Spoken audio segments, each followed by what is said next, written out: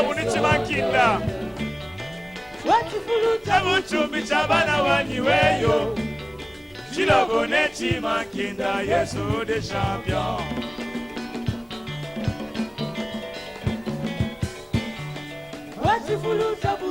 Shabana wanyiweyo. Chilo bunichimankinda. Yesu de champion.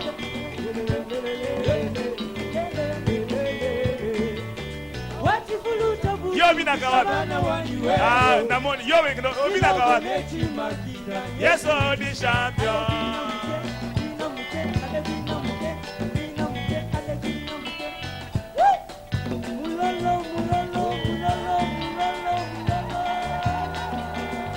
Momo yo binaka wapi? Hey, maweza wachama Jibuli jagu jibwingi la munya yo yo yo yo yo.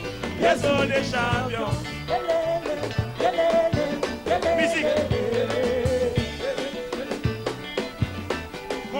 Namoni mundego mogo ondire shimbala. Webi shimbala? Ah, webi shimbala. Na lingala ni nango. C'est comment on peut bambou. Ah voilà, bambou. Shimbala donc ça bambou. Namoni mta télé ko shimbala donc ça bambou. Non mais ta yo bina gapi. Biso to bina kande yao. Yo zana esika musoke na robina yo. Ah? Chilo boni chimankinda. Watifuluta butu Shabana wanyiweyo. Chilo boni chimankinda. Yes, oh, the champion.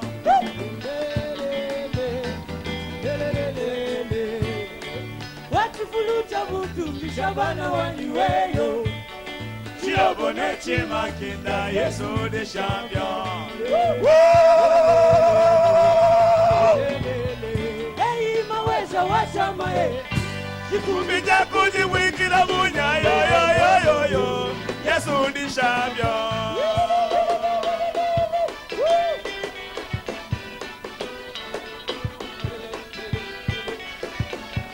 Hey, maweza wachama Jikumbija kuji wiki la munya yo yo yo yo yo. Yes, oh, the champion.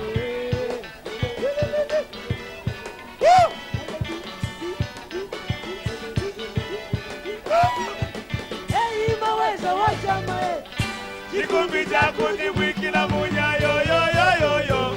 Yes, oh, the champion. Ah, yes, oh, yo yo. Ah, yes, oh, yo yo.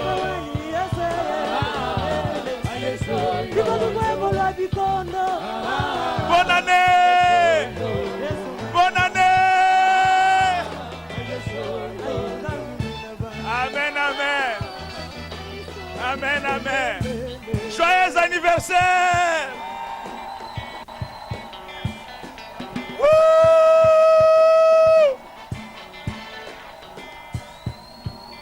Tala, Nzamba kotisa esengo na mabota na biso. Ah, toboyi na mabota na biso, toza bato bilongi kangama, bilongi soki 66, soki 60, toboyi yango. Tolingi esengo na mabota na biso. Oh! Bonne année! Joyeux anniversaire! Que vive Codrage 2014!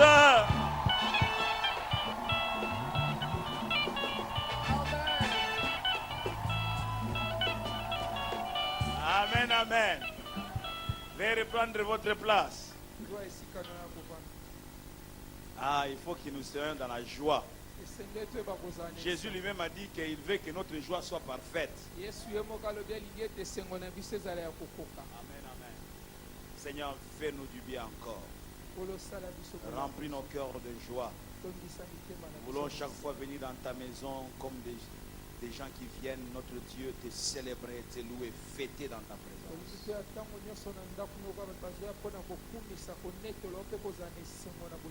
Merci Seigneur. Bénis ta parole. Utilise ton serviteur. Fais-nous du bien. Au nom de Jésus. Amen. Est-ce qu'on peut exagérer encore un peu?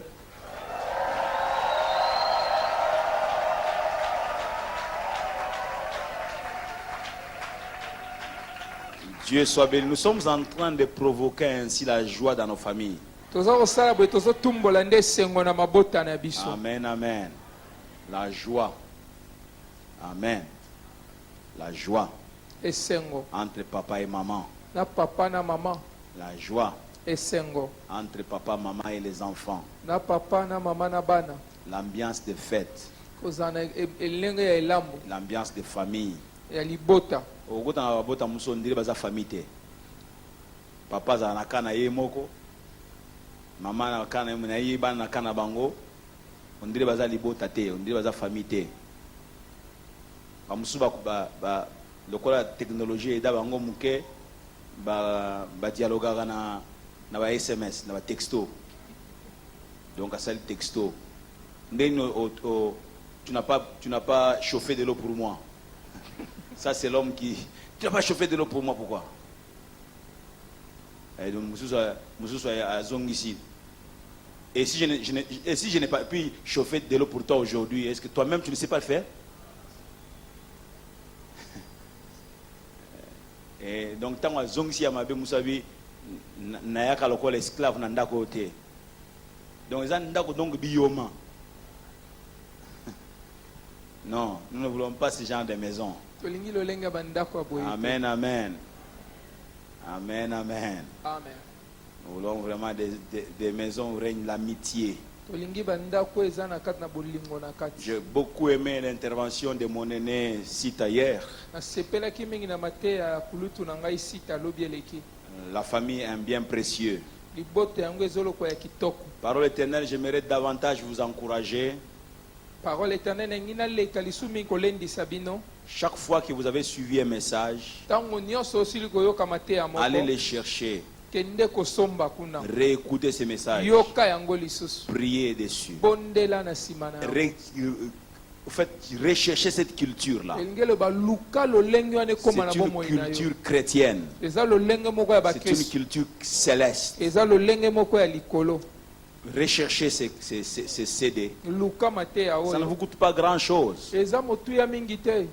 Prenez-les, écoutez ce message, faites écouter. Même si ton mari, je m'adresse aux femmes, ne viennent pas ici. Ton mari ne vient pas ici.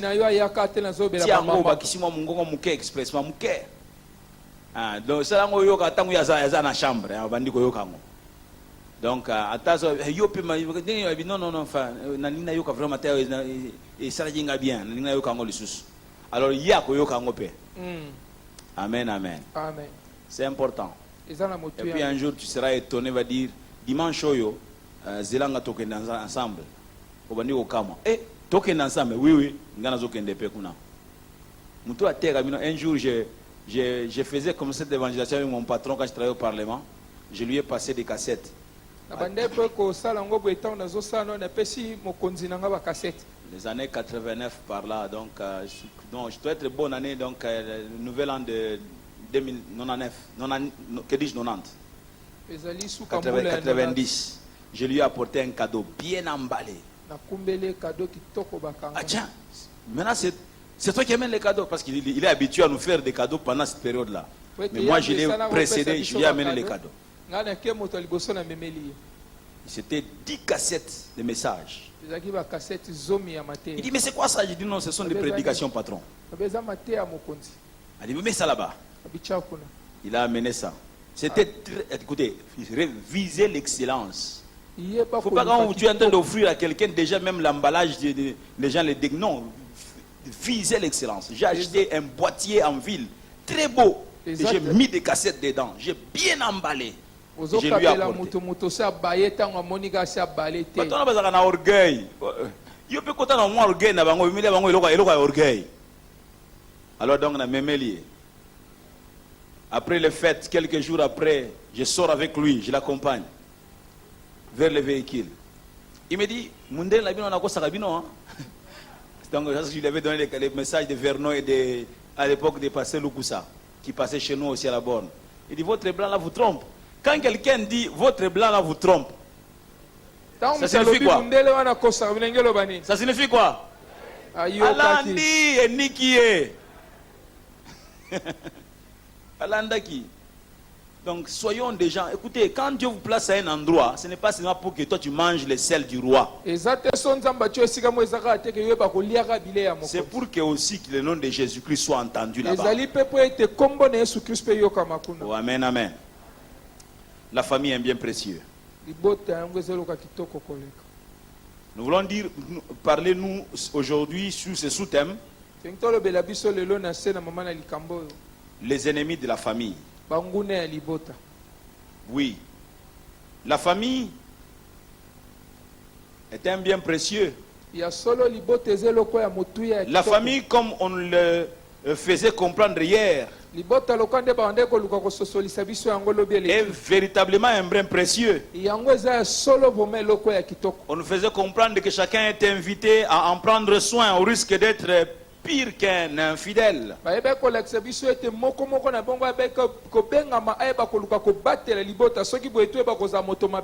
L'orateur d'hier nous faisait voir combien Dieu tient à la famille.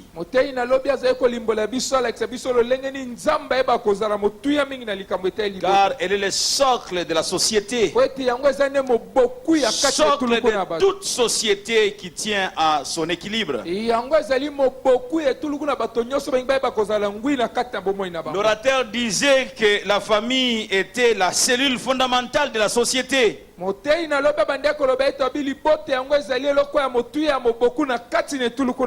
Que l'avenir de la société passait par la bonne gestion de la famille. Il disait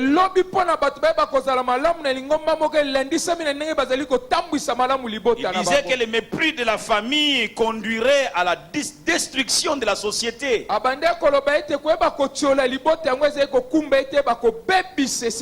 Je l'ai entendu dire que la famille était un lieu d'épanouissement personnel de chaque vie en son sein.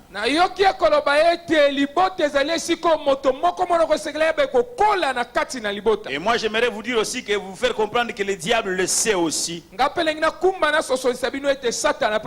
Lui, il a des objectifs contraires à ceux de Dieu. En passant, nous disons que Dieu est le fondateur et l'initiateur de la famille. Dieu a des bons projets pour la famille. Mais le diable, lui, a des objectifs contraires à ceux de Dieu. Et Jésus disait dans Jean 10:10 que le voleur ne vient que pour dérober, égorger. Le diable est qualifié comme étant le voleur. Il ne vient que pour dérober, égorger et détruire. Une triple activité. Il ne sait rien faire d'autre que dérober, égorger et détruire. Ne nous attendons pas à ce qu'il bénisse ou qu'il fasse du bien à nos familles. Ne composons pas avec l'ennemi. Il ne sait faire rien d'autre que dérober, égorger et détruire. Voler tout ce qu'il y a de précieux. Égorger pour éliminer la vie. Détruire pour qu'il n'y ait rien de beau. Rien de structuré. La famille étant un bien précieux ne fera pas un voyage sans obstacle. Car tout ce qui est précieux est souvent combattu. Tout ce qui est précieux est souvent combattu. Et il faut simplement voir le monde comment il évolue aujourd'hui. Voilà pourquoi nous parlons aujourd'hui des ennemis de la famille. Et ils sont nombreux. Les ennemis de la famille sont sans nombre. La liste ne sera pas exhaustive. Les ennemis de la famille, ils sont de part et d'autre autour de nous. Parler des ennemis de la famille, c'est faire allusion à tout ce qui est menaçant. déstabilisant et nuisible pour la famille. C'est parler de tout ce qui est dangereux pour la famille. Tout ce qui s'oppose à son bien-être, à son bon fonctionnement. Tout ce qui cherche à entraver sa bonne marche. Voilà les ennemis de la famille. La famille, ça veut être un lieu d'épanouissement pour ceux qui la composent. Mais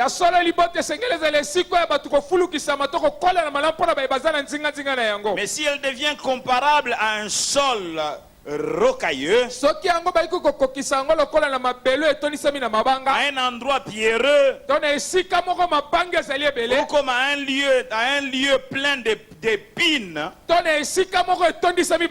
nous pouvons être sûrs que rien de bon ne sortira de là. Rien de bon ne pourra sortir de là. Je vous propose de lire avec moi Marc 4. C'est un texte que vous connaissez. Et à partir du verset 3, il dit que, écoutez, un semeur sortit pour s'aimer. Comme il s'aimait, une partie de la semence tomba le long du chemin. Les oiseaux vinrent et la mangèrent. Une autre partie tomba dans un endroit pierreux où elle n'avait pas beaucoup de terre. Elle leva aussitôt parce qu'elle ne trouva pas un sol profond. Et quand le soleil parut, elle fut brûlée et sécha, faute de racines. Une autre partie tomba parmi les épines. Les épines montèrent et l'étouffèrent. Et ne donna point de fruits. Pourquoi un tel texte? J'ai voulu tout simplement comparer la famille à ce genre de sol. Qu'est-ce qui empêche à ces deux premiers sols de jouir, ou ces deux, donc, au fait, le premier sol nous parle, on nous parle simplement de la semence qui est tombée, et donc le long du chemin, on ne peut pas encore parler de sol. Donc nous parlons de terrain beaucoup plus lorsqu'on parle de terrain, donc le sol pierreux et le sol plein d'épines.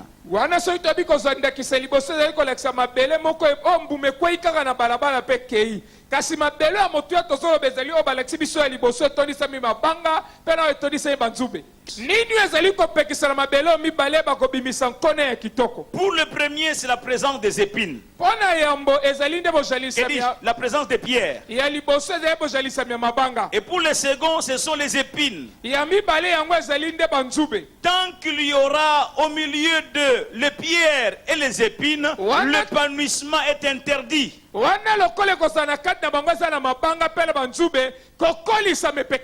Jusqu'à ce que tout cela soit enlevé. Il y a des familles qui sont comparables comme ça à ces deux terres-là. Le premier sol, il est plein de pierres. Très peu de terre. Il y a plein d'obstacles pour l'épanouissement de la plante. Ce sont les pierres. Quand la racine veut prendre la droite, elle est bloquée. Quand elle veut prendre la gauche, elle est encore bloquée. Et c'est dit que je puisse m'enfoncer pendant qu'elle cherche à aller à peine quelques millimètres, elle est encore bloquée. Et quand vient le soleil, la plante qui était verte, qui inspirait l'admiration, va sécher parce que la racine n'est pas allée très loin. Cette plante n'a pas trouvé de bonnes conditions d'épanouissement. dans un sol. Vous Voyez, je fais juste une comparaison. Il y a des familles comme ça. On vient de naître là. Mais les conditions sont draconiennes, les conditions sont difficiles. On ne sait pas s'épanouir dedans. À peine on vient de se marier, on entre dans un mariage. On vient découvrir des choses qui nous empêchent de nous développer. Le mariage qui devrait être donc quelque chose de bien, ça devient quelque chose d'aigre, qui finit par devenir amer. Et on hait le mariage. Et quand on parle du mariage autour de ça, on dit c'est quelque chose de mauvais. Le mariage, il ne faut pas entrer dedans, c'est mauvais. Pourquoi on fait une telle déclaration? Parce que notre mariage a été ce genre de plante qui est tombée dans un mauvais sol. Et on ne sait pas s'épanouir. Il y a des problèmes, il y a des pierres, les épines. Une autre partie est tombée parmi les épines. Et on dit que les épines montèrent. Quand les épines montent, ce n'est pas pour faire du bien à la plante. Quand les épines montent, c'est pour étouffer la plante. L'étouffer pour qu'elle ne se développe pas, pour qu'elle ne s'épanouisse pas. Elle ne peut pas non plus donner de fruits. Et on est en difficulté. Oh, que Dieu nous garde, nous aide à ne pas tomber dans ce genre de terre. Alléluia. Amen. Oh, alléluia. Amen. Je disais que tant qu'il y aura au milieu de pierres et des épines, ces sols ne peuvent pas s'épanouir. L'épanouissement est interdit. Jusqu'à ce que tout cela soit enlevé. Mais j'aime ce que Dieu parle dans Isaïe 5, si ma mémoire est bonne. Il parle de sa vigne. Il dit que n'ai-je pas fait à ma vigne? Je lui ai choisi un bon sol. J'ai enlevé tout ce qui pouvait l'empêcher de croître, les pierres et tout ça. Il a travaillé le sol. Il a enlevé tous les obstacles. Tout ce qui peut empêcher l'épanouissement. L'herbe sauvage avec des racines terribles. On les arrache d'abord. On enlève les pierres. Et maintenant il prend sa plante. Il vient la placer à cet endroit. Pareil. Et après il va placer une haie autour de cette plante là, sa vie. Afin que non seulement qu'elle s'épanouisse, mais aussi pour que les animaux sauvages ne viennent pas la brouter. Il n'y a que Dieu qui puisse faire ça. Il n'y a que Dieu qui puisse faire ça. Église, il n'y a que Dieu qui puisse nous donner ce genre de famille là. Dieu a fait d'abord la préparation avant que la plante ne soit placée. Je disais que il n'y aura pas d'épanouissement jusqu'à ce que tout cela soit enlevé. Alléluia. Amen. Oh, alléluia. Est-ce que vous êtes avec moi ce soir? Je suis en train de parler des ennemis de la famille. Alors nous allons prendre quelques ennemis de la famille. Nous avons dit que la liste ne peut pas être exhaustive. Premièrement, nous voyons l'ignorance. L'ignorance des principes régulateurs de la marche de la famille. Et les principes régulateurs de la marche de la famille sont établis par l'initiateur ou le fondateur lui-même de la famille.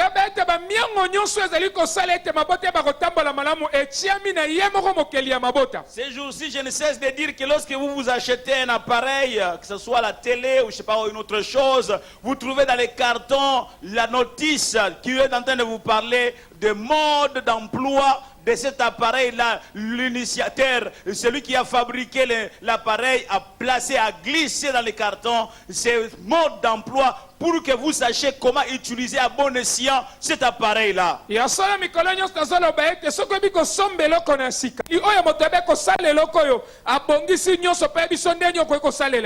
Dieu fondait la famille, Dieu a donné aussi des principes qui doivent être observés par ceux qui entrent dans la famille pour que la famille soit un endroit idéal qui puisse servir à l'épanouissement de chacun. Et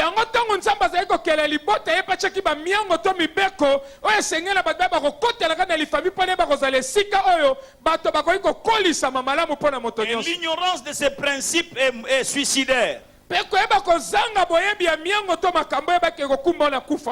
L'ignorance de la parole de Dieu peut empêcher qu'une famille s'épanouisse. Dieu a dit beaucoup de choses autour de la famille. Dieu a dit beaucoup de choses autour du mariage. Le mariage comme la famille sont des choses précieuses. Et dans Ephésiens 4, à partir du verset... dans Ephésiens 4, il est dit... Voici donc ce que je dis et ce que je déclare dans le Seigneur. C'est que vous ne devez plus marcher comme les païens qui marchent selon la vanité de leurs pensées. Ils marchent selon la vanité de leurs propres pensées. Ils ont l'intelligence obscurcie. Ils sont étrangers à la vie de Dieu à cause de l'ignorance qui est en eux, à cause de l'endurcissement de leur cœur. Vous ne devez pas marcher comme les païens. Non, vous n'êtes pas des païens. Vous ne devez pas marcher comme eux. Ils marchent selon la vanité de leurs pensées. Vous ne devez pas marcher selon la vanité de vos pensées. On dit que eux, ils ont l'intelligence obscurcie. Ils sont orgueilleux. Nous sommes intelligents. Nous sommes intelligents. Nous sommes sages. Nous sommes intelligents. Alors que leur intelligence est obscurcie. Ils sont étrangers à la vie de Dieu. Pourquoi étrangers à la vie de Dieu? À cause de l'ignorance qui est en eux. L'ignorance des principes de Dieu. L'ignorance de la loi de Dieu. D'une façon générale, et l'ignorance quant aux pensées de Dieu par rapport au mariage, à la famille. L'ignorance totale. Ils se croient être intelligents. Ils défendent l'indéfendable. Ils parlent de mariage pour tous. Il parle aujourd'hui même de chacun peut se choisir son sexe. Ça signifie quoi? La femme peut cesser d'être femme. Et pas forcément pour devenir un homme. Mais elle peut même choisir de rester donc en fait au milieu sans sexe. Donc, ils défendent l'indéfendable. Mais ils veulent l'équilibre de la société. Ils veulent une chose et son contraire. Ils refusent ce qui stabilise la société. Mais ils veulent à tout prix de l'équilibre de la société. Ils combattent l'élément stabilisateur de cette société. Jusqu'au sommet de leurs états. Ils placent des malades sexuels. comme vous voulez. Il les place au sommet de l'État. Mais ils veulent de l'équilibre de la société. Même l'Amérique qui était un modèle. Jusqu'aujourd'hui, quelqu'un qui est candidat à la présidence de la République américaine, on fouille dans son passé. Il avait tripoté avec une fille. Il avait violenté une femme. Ou bien que pendant qu'il est marié, il est sorti avec il avait des maîtresses. Ça les disqualifie pour la présidence. Mais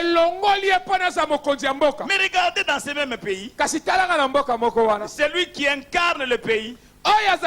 C'est l'apogée de l'homosexualité.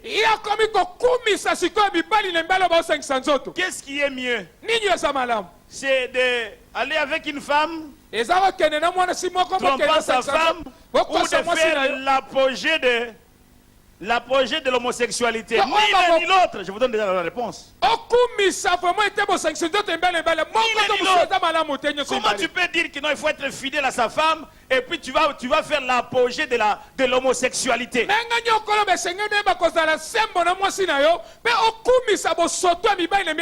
Bien-aimé, la famille est en danger. Je suis en train de dire que la famille est en danger. Aujourd'hui, même ceux qui sont censés être des modèles pour aider les autres à aimer la famille et à protéger la famille sont ceux-mêmes qui crachent sur la famille.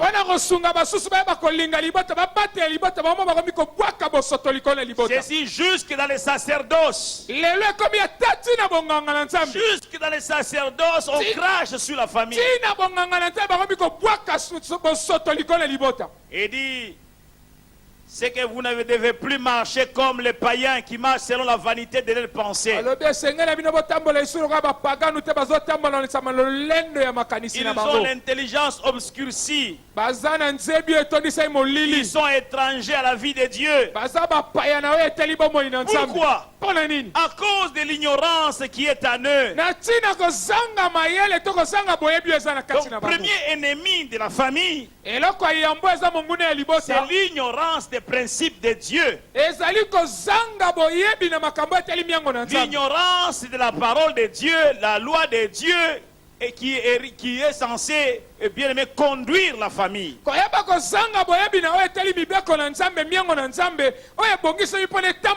À cause de l'ignorance qui est année, à cause de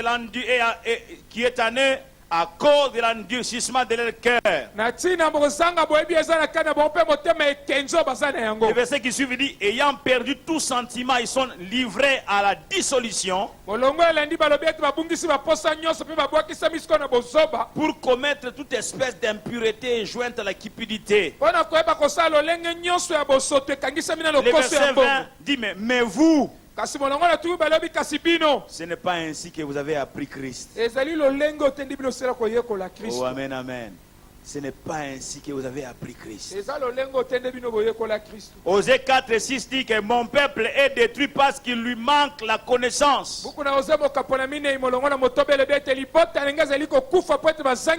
Puisque tu as rejeté la connaissance, je te rejetterai et tu seras dépouillé. Et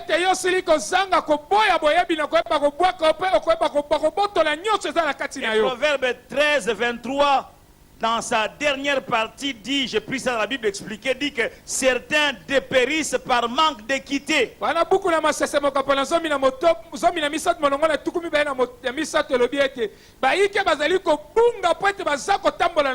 Et une autre version dit qu'il y a ceux qui se perdent faute des règles. Faute des règles, ils sont en train de périr. Bien aimé, beaucoup de familles périssent parce qu'on ne veut pas, il y a faute, il y a manque de règles.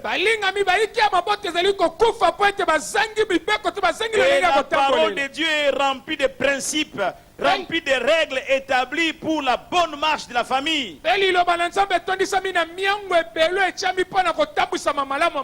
Et quand vous allez toujours dans Ephésiens au chapitre 5, À partir du verset 22, il est dit: Femmes, soyez soumises à vos maris, comme au Seigneur. Car le mari est le chef de la femme, comme Christ est le chef de l'Église, qui est son corps et dont il est le sauveur. Or, de même que l'Église est soumise à Christ, les femmes aussi doivent l'être à leur mari. En toutes choses, Marie, aimez vos femmes comme Christ a aimé l'Église et s'est livré lui-même pour elle, afin de la sanctifier par la parole, après l'avoir purifiée par le baptême d'eau,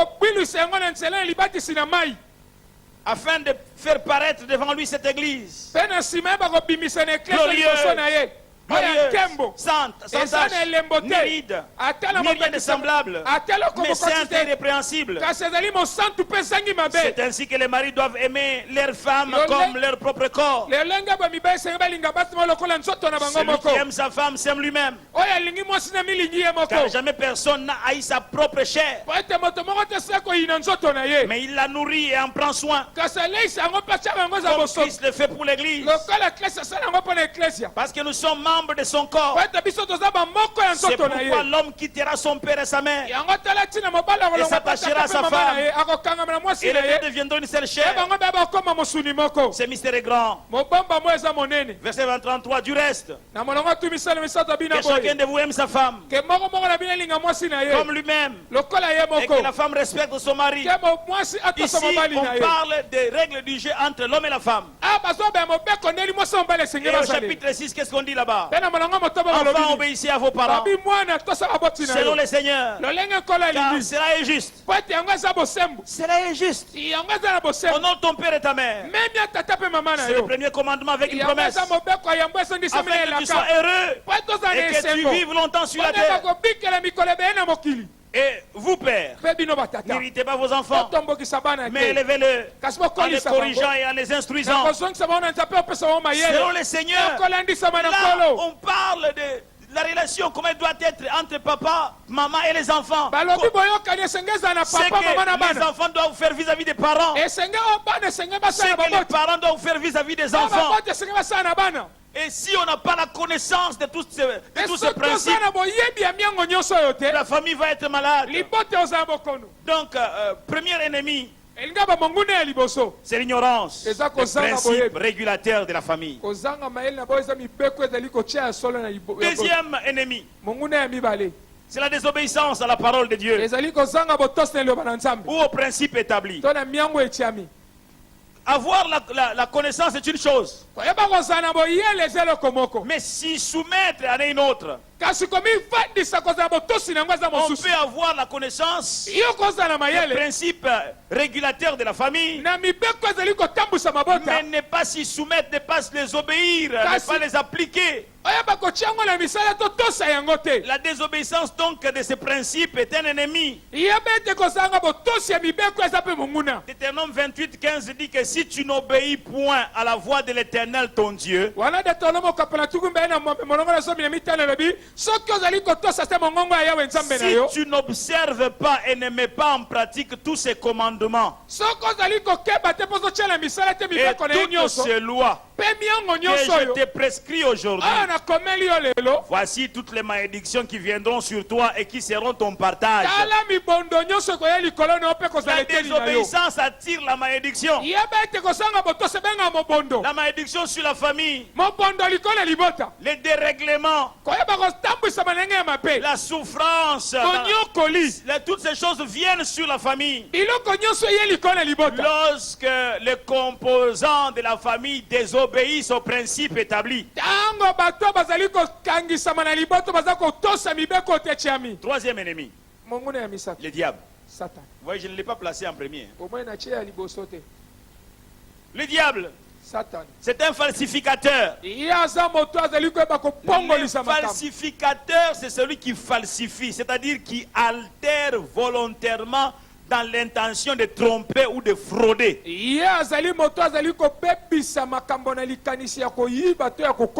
il y a là la pensée de dénaturer, de contrefaire. Et Satan est un spécialiste en contrefaction. Quand dans Genèse 2, verset 16, la partie B et le verset 17, Dieu donne cet ordre à l'homme. Il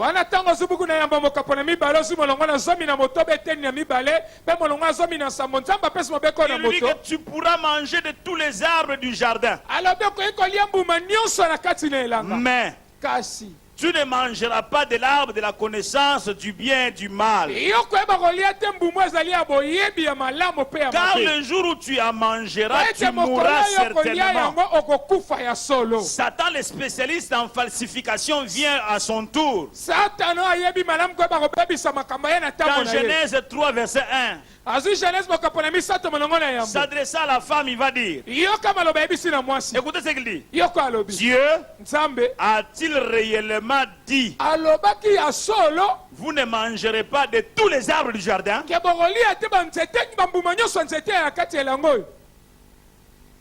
Il sème le trouble. Écoutez ce que nous venons de lire, ce que Dieu a dit. Tu pourras manger, il dit à l'homme, tu pourras manger de tous les arbres du jardin. Tous les arbres du jardin. Mais tu ne mangeras pas de l'arbre de la connaissance du bien et du mal. Satan lui vient et dit quoi? Dieu vous a-t-il réellement dit, vous ne mangerez pas de tous les arbres du jardin? Dieu a parlé de tous les arbres. Dieu a spécifié un arbre, a cité nommément un arbre. Et les a autorisés de manger de tous les arbres. Il a voulu faire quoi, le diable? S'aimer la confusion. S'aimer la confusion pour que la femme n'ait même pas bien réfléchir sur les choses. Le diable, falsificateur, c'est un ennemi qui veut falsifier tous les principes de Dieu en rapport avec la famille. Et aujourd'hui, même les chrétiens sous d'autres cieux, à certains endroits, vous les entendez dire, mais notre État a voté de loi. Mais comment on ne peut pas le suivre? Bien aimé, quand quelque chose serait même institutionnalisé, si elle va à l'encontre des principes établis par le législateur par excellence qui est notre Dieu, nous ne devons pas le suivre. Ça ne sera pas une justification en disant comme tout le monde le faisait, nous aussi nous l'avons fait. Nous, vous et moi, nous ne sommes pas messieurs, mesdames, madame, tout le monde. Nous sommes enfants de Dieu. Et nous sommes appelés à marcher selon les principes établis par Dieu. Quelqu'un dit Amen bien. Amen. Quelqu'un dit Amen bien. Amen. Nous ne le souhaitons pas. Nous ne voulons pas qu'un jour notre Parlement vienne à voter des lois où on autoriserait l'homosexualité. Mais je dis, quand bien même on le ferait, toi et moi, nous n'allons pas suivre ça.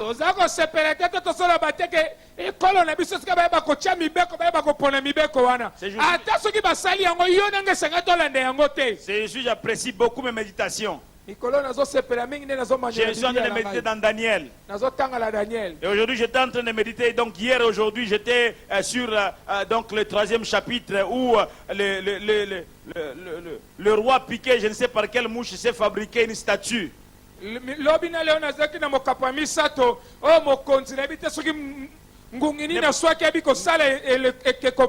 Nebuchadnezzar.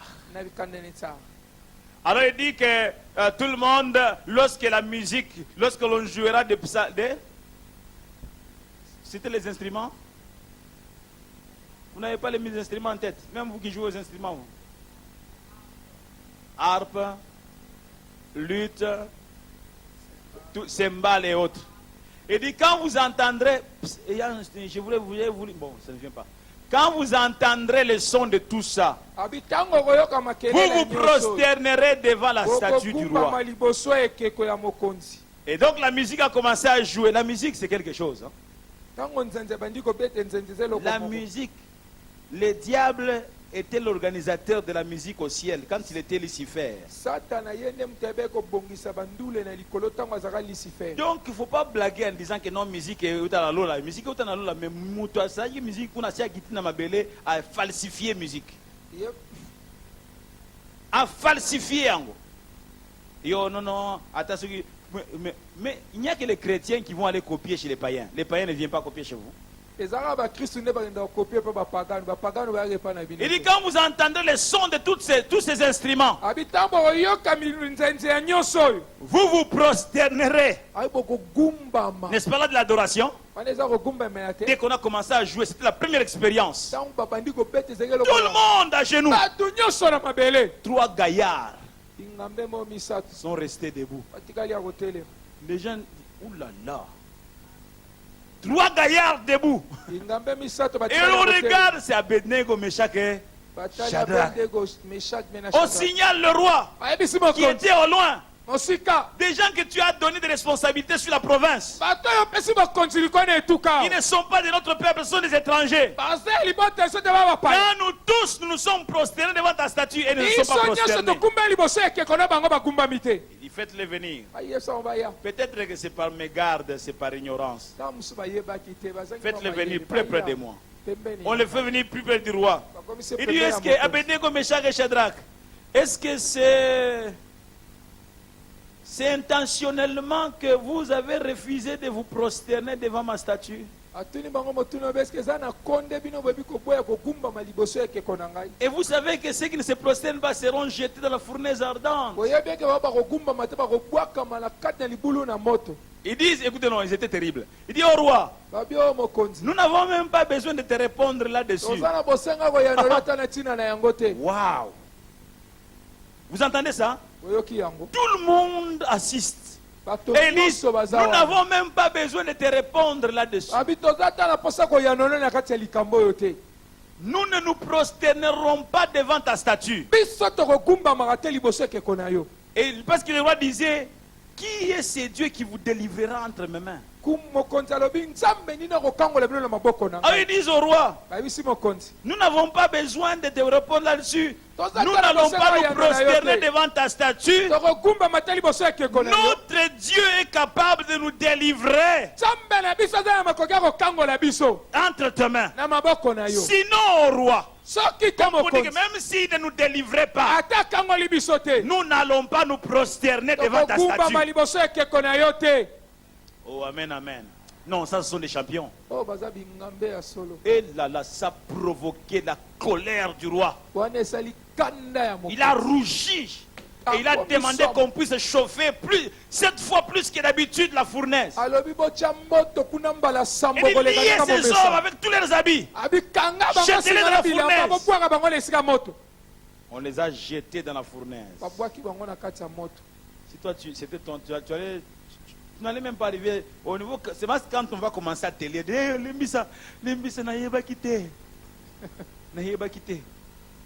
on les jette dans la fournaise. Ah non.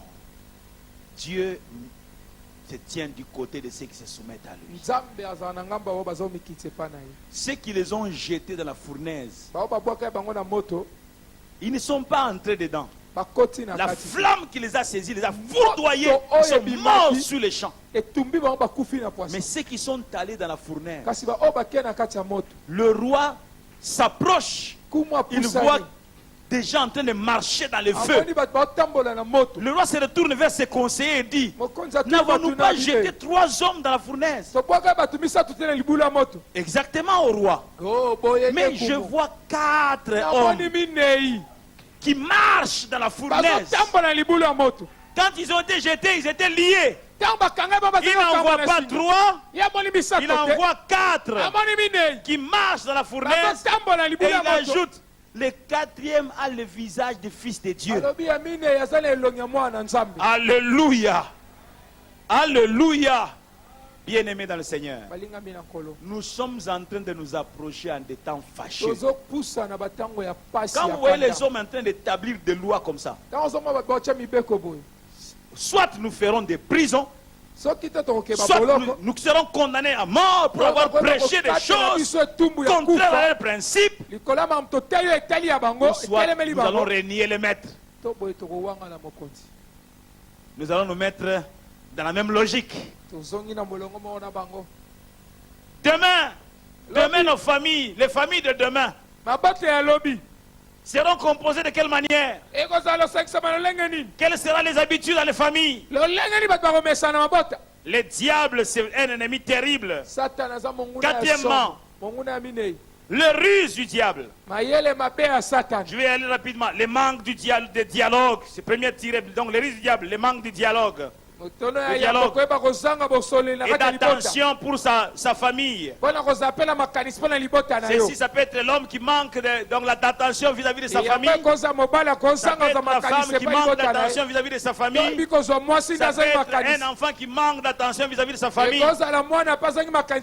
La famille qui est un lieu d'échange, de partage et de valorisation de l'autre.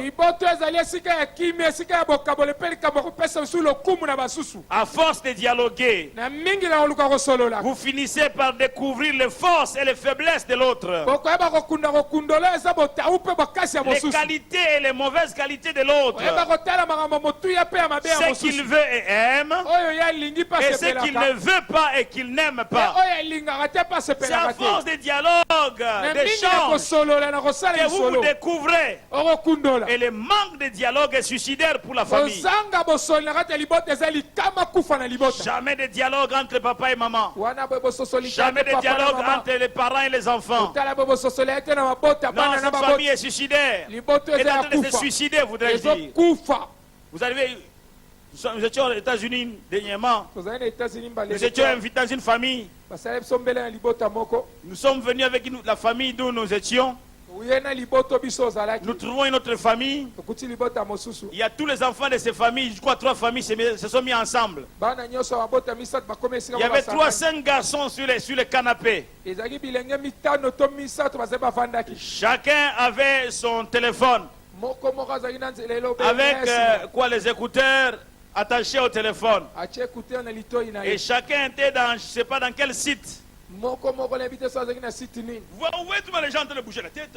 Chacun, en fait, ils sont ensemble sans être ensemble. Chacun était dans son monde. Comme des Tintins. Tout le temps on est passé là. Ils étaient comme ça. J'ai fait remarquer les gens. Regardez, j'ai dit regardez. Ils sont chacun plongés dans son monde. Assis côte à côte. Mais étrangers les uns les autres. Chacun dans son monde. Pas de dialogue. Ces jours-là, ils sont partis de là. Ils ont été ensemble. Mais personne n'a gagné quelque chose de l'autre. Chacun était dans son monde. Ceci, c'est en train de nous gagner dans nos maisons. Nous donnons des téléphones à nos enfants. Ce n'est pas une mauvaise chose. Mais remarquez, chacun dans son monde dans ce téléphone. Chacun reçoit son éducation dans ce téléphone. Ils sont sur WhatsApp. Ah, c'est ce que vous avez dit là. Nous sommes des vieux. Dans quelques semaines, je vais avoir 50 ans. WhatsApp, Viber, Tango, Tongosa. Ce sont les ennemis, ça fait partie des ennemis de la famille. Je vais revenir, gloire à Dieu pour la technologie. Mais mesurons les choses, bien aimés.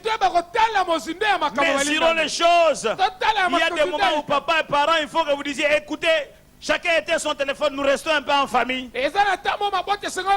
Sinon, nous aurons des enfants, nés d'un même père, d'une même mère, mais qui partiront de nos maisons sans se connaître. C'est vrai. C'est vrai ce que je vous dis, on nous aura volé la famille. On nous aura volé les enfants. Bien-aimés dans le Seigneur, nous devons nous investir dans nos enfants. Nous devons nous investir dans nos enfants. Quand je voyais ma fille partir, j'ai dit, est-ce que je me suis suffisamment investi en elle? Est-ce que j'ai donné suffisamment ce que je devrais donner?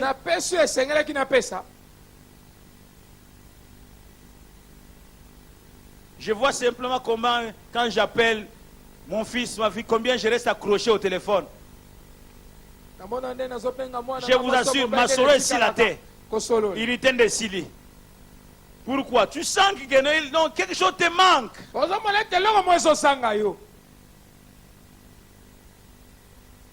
Tu auras des enfants, mais tu ne sauras rien donner comme rapport sur ces enfants.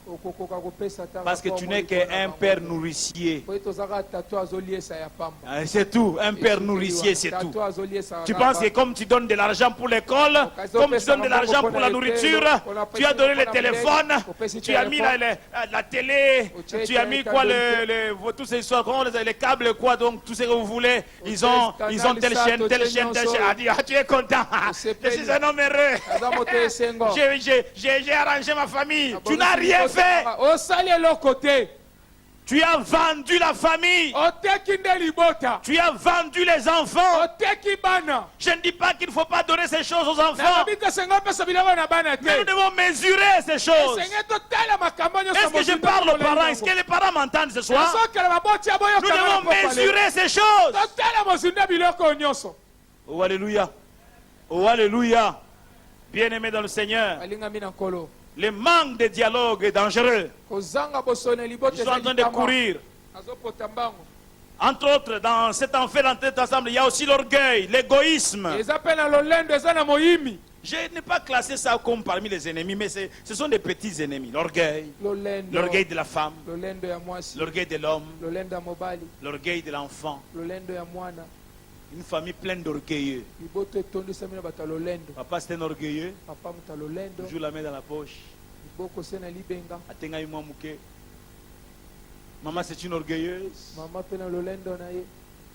Les enfants sont par-dessus tout. Ils ont pris l'orgueil de la maman et l'orgueil de papa.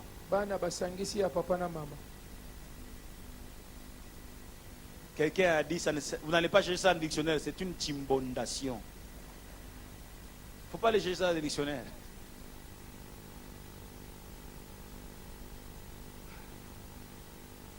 L'égoïsme. La femme ne pense qu'à elle. Ou c'est l'homme qui ne pense qu'à lui. Ce n'est que lui. Ou ce sont les enfants qui sont des égoïstes. Deuxième tiré les ruses du diable. Les relations contre nature. L'homosexualité. L'adultère. Pourtant, Hébreux 13 et 4 dit que le mariage soit honoré de tous et le lit conjugal, exemple de suivre, car Dieu jugera les débauchés, les adultères.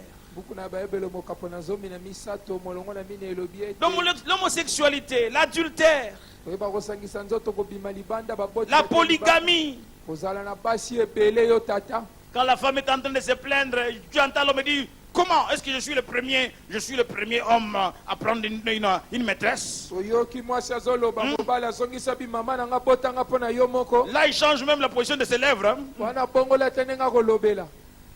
Est-ce que je suis le premier? Comment donc? Tu veux m'emprisonner ou quoi?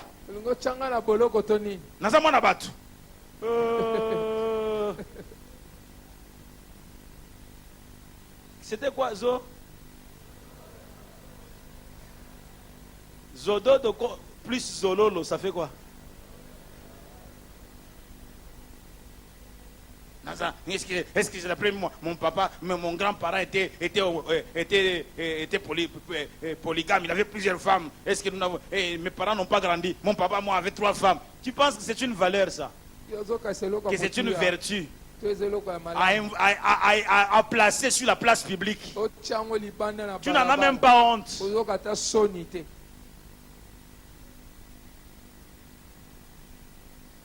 Dans le cœur d'un homme, il y a la place que pour une seule femme. Dans le cœur d'une femme, il y a la place que pour un seul homme. Toutes les autres choses là, ce sont des mensonges. Je te dis vrai.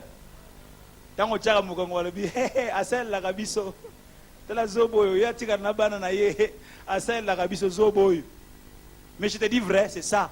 C'est comme ça que ces petites filles-là se disent. Vous les voyez à bord de grandes jeeps. Et même il n'y a pas même de proportion. Elle est toute petite comme ça, avec un gros truc.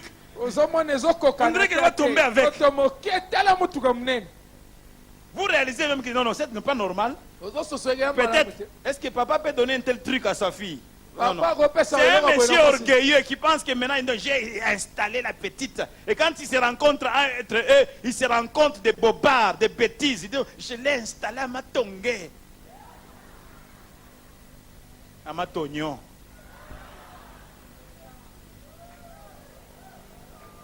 Je l'ai installé. Tu l'as ensorcelé ou tu l'as installé?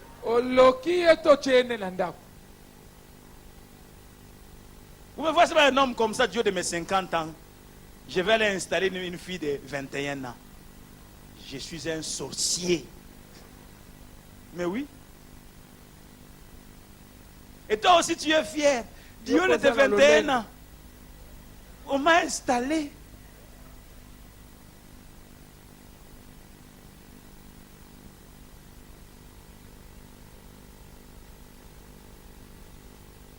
Oh Seigneur, aide-nous. Alléluia. Que dire de divorce?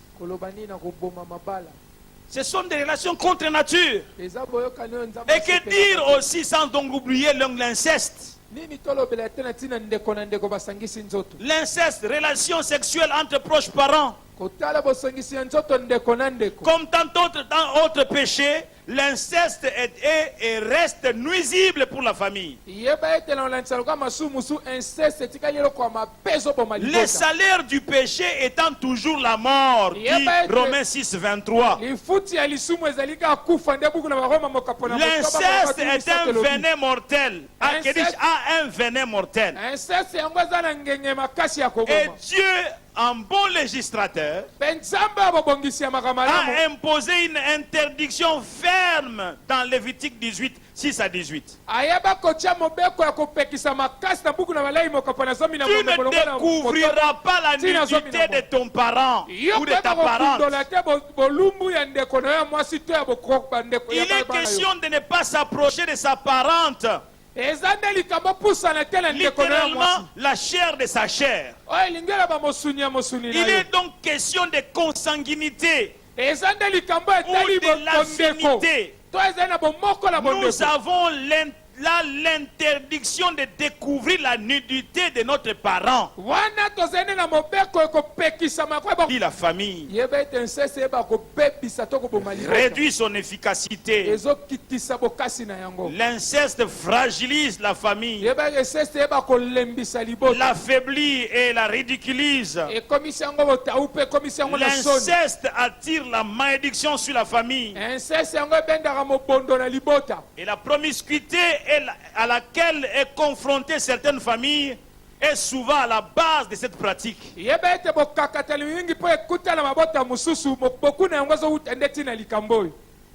D'accord pour l'hospitalité légendaire africaine. Cette hospitalité qu'on fait même lorsqu'on a seulement une chambre et un salon. Et la porte de la chambre là, c'est un rideau qu'on a placé là. Et au salon, on a un cousin. On a le petit oncle. Moi je suis un peu plus âgé, mais c'est un oncle. C'est le cadet de la famille de mes parents. On a une nièce. C'est du poto-poto là. Voilà, au salon, il y a 5 cousins qui dorment là. Et le petit couple est dans la chambre, l'homme et la femme.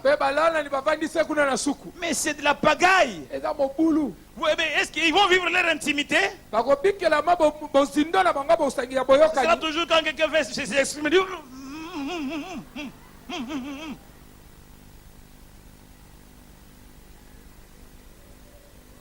Et ceux qui dorment au salon, là, on a déjà éteint. L'autre, les petits de 13 ans entendent le... Il veut ouvrir grandement son oreille. Mais qu'est-ce qui se passe là-bas? Qu'est-ce qu'on crée là? Non, nous sommes la famille. Nous sommes la famille. Vous êtes la fagnon.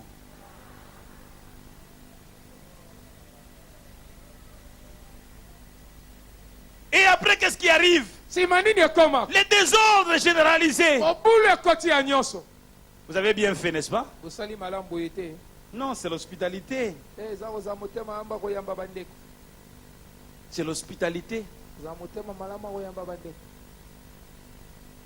J'ai été victime de ces choses. Et j'ai dit pas dans ma maison.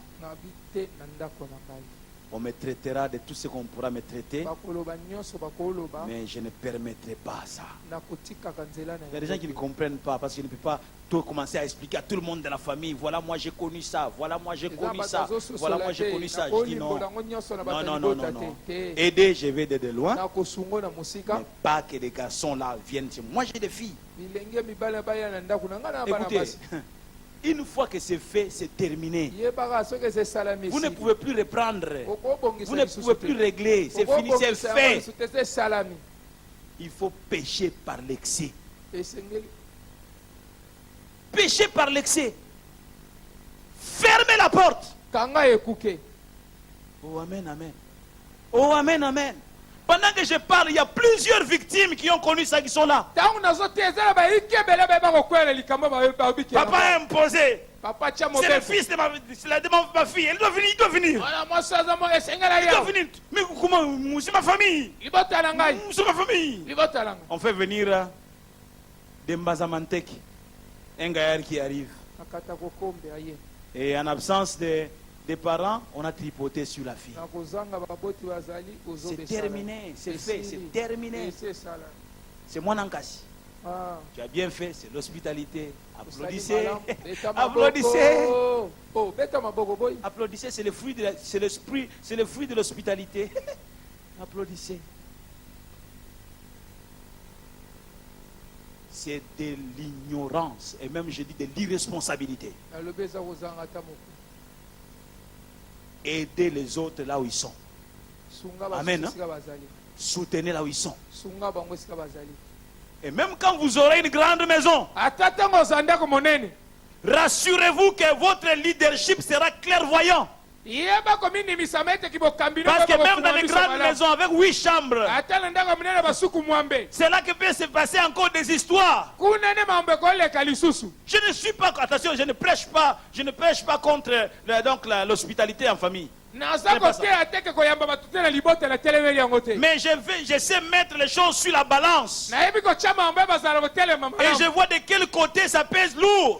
Quel est le choix qu'il faut faire? Les ennemis de la famille. L'inceste a vie la famille. Quand la maison devient comme une grande salade, cela exigera une grande discipline à tous ceux qui y habitent. Mais aussi une grande clairvoyance de la part de celui qui la dirige. Très important. Moi-même, je ne sors pas du côté de ma chambre pour aller au salon torse nu. Ça ne s'est jamais fait.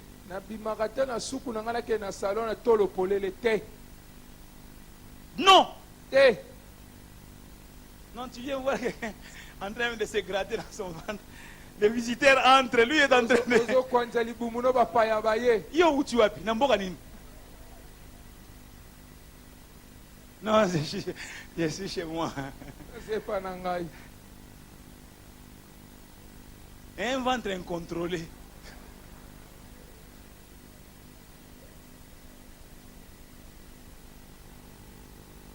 Non, il y a des choses bêtes que tu peux faire.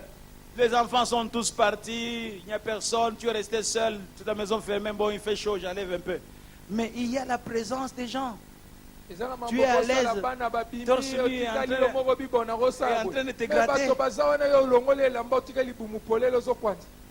Ah, vous avez un courage à drogue. Oh, j'ai droit de prêcher ces choses-là. Oh, amen, amen. Oh, amen, amen. C'est très important. Oh, amen, amen. Très important. Bien aimé dans la discipline. Si elle fait défaut, le chaos entre dans nos maisons. Quand la maison devient une grande salade, il faut bien la clairvoyance. Lorsque vous étudiez la vie de David, vous verrez qu'il était un bon roi pour Israël. En tout cas, rien à dire. Un bon roi pour Israël. Un bon chef pour la maison Israël. Et un leadership presque exemplaire au sein du royaume. Mais David fit un piètre père, un mauvais chef de famille. Il eut un leadership insuffisant, voire même malade dans le cadre de sa famille. Autant il réussissait au niveau national, autant ce fut un échec cuisant au niveau de sa famille. Et l'inceste a été l'un des fléaux qui a ruiné sa famille. Vous n'avez qu'à lire 2 Samuel 13, 1 à 22. Sa famille a été ruinée. Parce que d'abord, David lui-même n'était pas un modèle. David n'était pas un modèle de famille, de fidélité, non. Non. Un bon roi, un piètre chef de famille. Oh, que Dieu nous aide d'être des bons chefs de famille. Parlez à la manière de Josué, moi et ma maison, nous servirons l'Éternel. Oh, alléluia, moi et ma maison. En bon français, on ne commence pas par soi-même. On dit ma famille et moi. Amen, amen. Non, non, nous avons appris jour après jour le français. Même au contact de toi, nous avons appris à parler français. Quand je vais dire lui et toi, lui, toi et moi, c'est comme ça qu'on parle. On vit en dernière position. Mais Josué dit, moi et ma maison. Il y a autre chose là. C'est-à-dire qu'il est le modèle de vie. Il est l'exemple à suivre. D'abord moi, je vais suivre Dieu. Ma femme et mes enfants verront que je suis attaché à Dieu et aussi s'attacheront aussi à Dieu. C'est pourquoi il dit moi et ma maison. Nous servirons l'Éternel. Alléluia. 5e ennemi. Les pratiques occultes. L'usage des fétiches. Quand vous lisez Genèse 31, 17 à 22, 17 à 32 par là, vous voyez Jacob qui quitte là où il était parti chez Laban, son oncle, mais son patron aussi. Quand il sort avec ses 2 épouses et ses enfants, Rachel va voler les idoles. Les idoles de la famille, les fétiches de famille. Elle sort et part avec. Donc, Yosué na libala na ba kisi ya famille. Bagua, ya famille. Ba singa kotoyo. Mais libala donc moi na mbala na souffrir. Son père le suit, le poursuit. Mais Jacob, comment tu es en train de partir comme en fouillant comme ça? Jacob se défend, mais il dit, mais pourquoi tu as pris mes dieux? Moi prendre tes dieux. Écoutez l'homme, l'adorateur du Dieu vivant, comment il dit. Moi prendre tes dieux. J'ajoute, c'est comme si je manquais un Dieu vrai. Vous prendre tes dieux. Vérifie, c'est lui auprès de qui tu trouveras tes dieux là qu'il meurt. Il a ignoré qu'il avait épousé une femme qui était habituée à ces choses-là.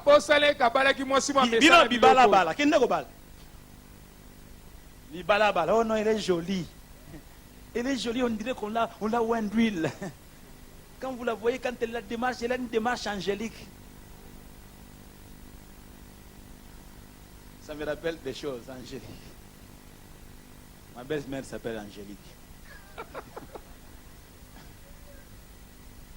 Angélique, elle a une démarche angélique. Hein? Elle a une démarche angélique. Son cœur est angélique aussi. Lui, Jacob a proclamé la mort. Mais il a oublié, il a ignoré que c'était Rachel avait ces dieux-là. Bien aimé dans le Seigneur. Nous blaguons avec des choses. Les fétiches sont des ennemis de la famille. Vous ne pouvez pas prospérer avec les fétiches dans vos maisons. Vos familles ne peuvent pas aller loin, ne peuvent pas s'épanouir en étant accrochés à des fétiches.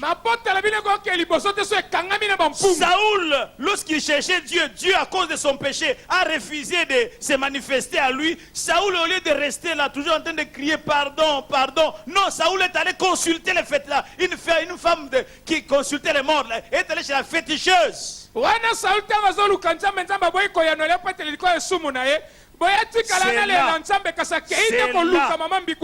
là que le message de sa perdition, de sa mort a été annoncé. Les féticheurs, c'est les petits diables. Et le diable ne vient que pour dérober, égorger et détruire. Bien aimé, comment est-ce que vous allez consulter les fétiches, les idoles, alors que vous pouvez consulter Dieu?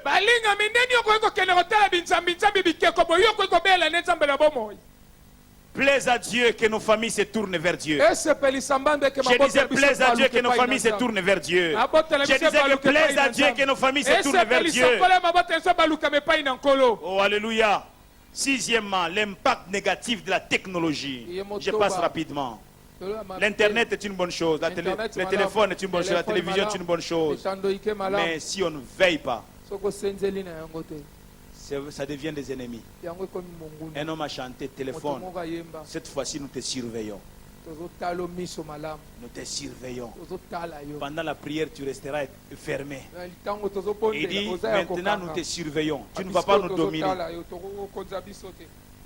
Tout ceci, vous faites la technologie, toutes ces choses, c'est comparable à l'arbre de la... Mon pasteur disait, la technologie, la science, c'est l'arbre de la connaissance du bien et du mal.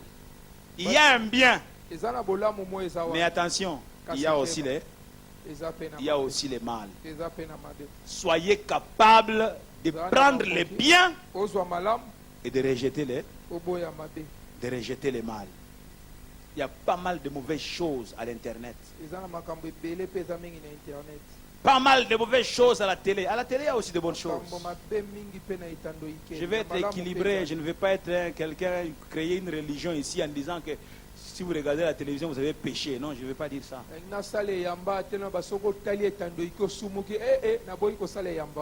Bien aimé, ceci nous exige une bonne gestion de notre part.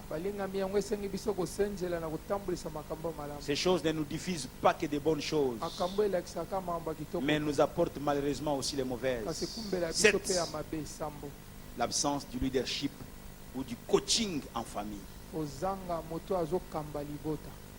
Personne pour canaliser, pour donner une ligne de conduite satisfaisante. La maison ou la famille est aussi laissée et abandonnée à elle-même, voire même à la merci des prédateurs qui sont quelquefois la télé, l'internet, la rue, pour ne citer que cela. Papa et maman ont démissionné.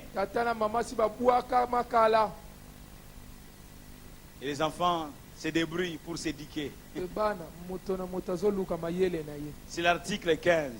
Débrouillez-vous pour vivre. Chaque enfant se débrouille. Mwana azomiluke. Papa et maman sont contents. Papa na mama Il y a bazosepela. de la nourriture abondante à table. Ebele ya kolia. Dans chaque chambre, il y a la télé, c'est la modernisation. Dans chaque chambre, il y a... Mes enfants m'ont réclamé la télé dans la chambre. Je dis, vous attendrez longtemps. La télé au salon, moi-même, je suis en train de checker. Je passe, je regarde, qu'est-ce que vous regardez? Vous êtes en train de suivre. Dans votre chambre, là, vous allez... moi, je ne suis pas là. Et quelquefois, vous allez regarder. Moi, je pense que vous dormez. Vous regardez la télé jusqu'à 3h du matin. Quand on vous réveille à 5h pour vous laver à l'école, on voit seulement l'enfant. L'enfant est en train de dormir debout, en train de se laver debout. Qu'est-ce qui s'est passé? On ne sait rien. Parce que l'enfant n'a pas dormi. Allah l'a quitté. On a regardé, je voyais des documentaires en Europe. L'enfant, maman pense que l'enfant dort, l'enfant est sur Internet jusqu'à 5h du matin. Et il fait semblant de dormir quand on vient le réveiller à 6h.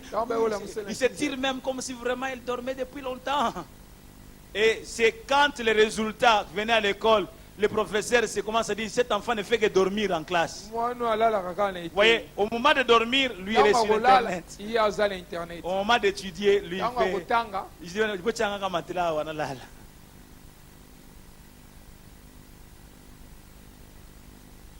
le monde, nous pensons être devenus beaucoup plus modernisés, nous sommes devenus ridicules.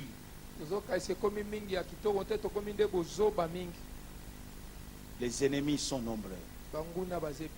Mais bien aimé, c'est possible de gérer ces ennemis.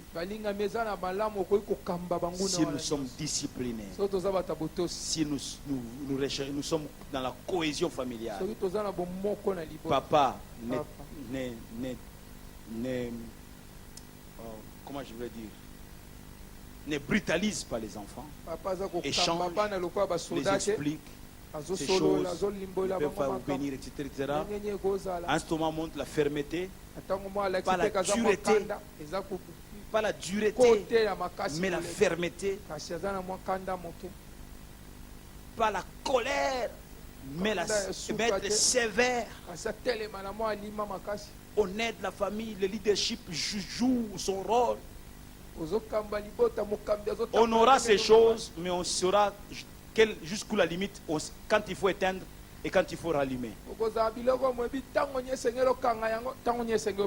Et les enfants ne vont pas obéir quand papa seulement est là, mais ils savent que papa a déjà donné l'instruction, on se soumet à cela, à de telle terre, on ne peut pas le faire. On nous avait dit à de telle terre, on doit être devant nos cahiers et non pas devant la télévision.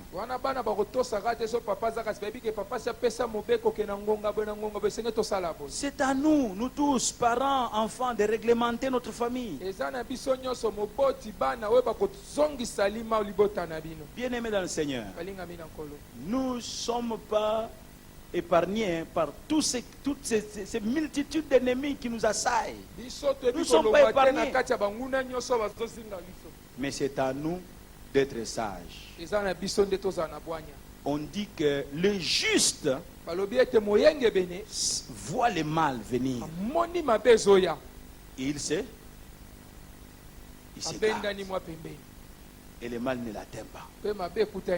Mais l'insensé, quand tu vois le mal dire, et puis quand le mal vient, lui pensait dribbler le mal l'a dribblé. Est-ce que tu as été béni par la parole ce soir? Nous allons nous lever. Nous allons nous lever. Je vais vous demander de ne pas être pressé ce soir. Nous allons prendre quelques minutes de plus ce soir parce que nous voulons vraiment prier. Je ne sais pas, peut-être qu'il y a des gens qui ne comprennent pas. C'est pourquoi vous ne priez pas pour votre famille. Vous n'êtes pas arrivé à comprendre que la famille est un bien précieux.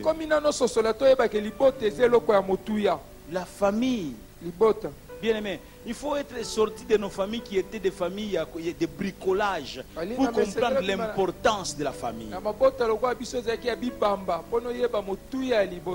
La famille, c'est précieux. Quelqu'un peut-il acclamer le Seigneur? Nous sommes tous debout, s'il vous plaît, dehors. Dehors, nous sommes tous debout. libanda toza ya kotelema Nous sommes en train d'acclamer les patrons de la famille. tozobetela kolo libota maboko Nous sommes en train d'acclamer les chefs de la famille. ozobetela kolo libota Est-ce qu'on maboko peut acclamer dehors si je vous vois? Je suis là. Je vous vois. Est-ce qu'on peut acclamer bien le Seigneur? beta maboko Nos familles ont droit à la vie. mabota na biso eza na mano ya Je pensais que je liboko parlais à quelqu'un. Je disais que nos familles ont droit à la nalobi vie. ete mabota na biso eza na mano ya bomoi Nos familles ont droit au bien-être. mabota na biso eza na mano Nos eza familles ont malamu droit à l'épanouissement. mabota eza na mano ekende Est-ce liboso qu'on peut acclamer très fort Dieu? tozobeta maboko malamu mpo na nkolo Alléluia. Quelqu'un s'écrie, ne touchez pas à ma famille. Ne touchez pas à ma famille. kosimba te libota na Ne ngai touchez pas à ma famille. kosimba te libota na C'est ngai un bien précieux pour moi. ezeloka motuya mpo na C'est un nga bien précieux pour moi. ezeloka motuya mpo na nga Seigneur, kolo merci pour les papas que tu m'as donnés dans la vie. matoni mpo na tata opesanga na bomoi Fais attention. keba Même si c'était un mauvais ou c'est un mauvais papa. ata azalaka to aza tata Je mabe. t'invite à remercier Dieu pour ces papas-là. nazobenga okumisa nkolo mpo na- Seigneur, kolo je te dis merci nayebi yo matoni pour les papas que tu m'as donnés dans la vie. mpo na papa opesanga na bomoi na nga Seigneur, kolo merci matoni pour la mère que tu m'as donnée dans la vie. mpo na mama opesanga na bomoi Merci pour les frères que tu m'as donnés. matoni mpo na bandeko mibali Merci pour opesanga les sœurs que tu m'as données. matoni mpo na bandeko basi opesanga Seigneur, kolo même si je ne connais pas l'épanouissement aujourd'hui, ata nayebi kofulukisama lelo mais tu te donneras l'épanouissement à ma famille. yo kopesa mamata ya Tu libota na donneras ngai l'épanouissement à ma famille. okopesa mamata ya libota na ngai Mets-toi à battre le main à déclarer cela. Dit, Seigneur, tu donneras l'épanouissement